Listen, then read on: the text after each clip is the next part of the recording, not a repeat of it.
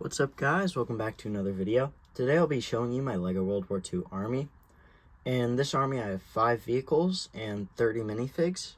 I will be splitting it up into 2 separate parts. So I'll be showing you the Axis and Allies parts of it. So I guess I'll show you the Allies first. So here we have the Allied army. Most of the minifigs are American. I do have 2 British up there. And I also have 2 American vehicles. So I think I'm going to start with the minifigs first. Here we have a few Americans. These are ones that would have fought in Europe.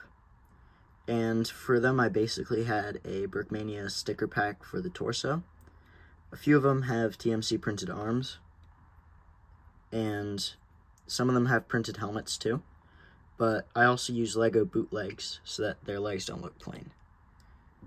Then I have a tank driver from Citizen Brick, and I think it's just a really clean minifig.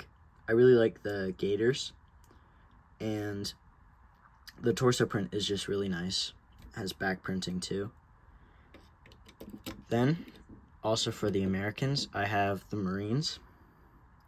These are fairly basic, but they have a really nice torso, and I don't know, I don't have any leg printing for them, but I'd like to grow them out.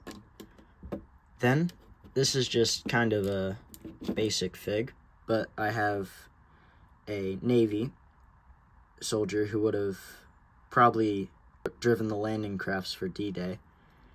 And then I finally have the British. Both pretty much look like this, but they have a torso, which is back printing too, and they also have bootlegs and a Brody helmet. So moving on to the vehicles, I have a American Stuart tank here, and I've used it in a few of my mocks. I think it really fits, and it's really nice with the scale that I go for in my mocks, and I'd really recommend you buy it. It's from Brick by Design. And then there's also this Willie's Jeep from JD Brick. This is just a really nice model. I love the angles on it, and I added a minifig here driving it and a few accessories to it. But that's pretty much it for the Allies, and I guess we'll move on to the Axis. So this is my Axis army, and I have 15 minifigs, most of them German. I also have 2 vehicles and an artillery piece, but like I did with the Allies, I'm going to start with the minifigs. So here we have a German infantryman. I have like 6 of these probably, and I have a Citizen Brick torso on these, Lego bootlegs, and I have arm printing on some of them, as you can see there on the other side. I also have United Bricks printed helmets on some of them, but then I also have an officer here. He has a helmet or hat from the Minifig Co. And I don't know where this torso is from, but I think it really looks nice on the officer. Then I have a few Germans in light gray, and I think they look really good, especially in summer mocks. And I use a few of them in my D-Day mock because it was what they were wearing about the time. And then I also have a few Germans in leaf camo.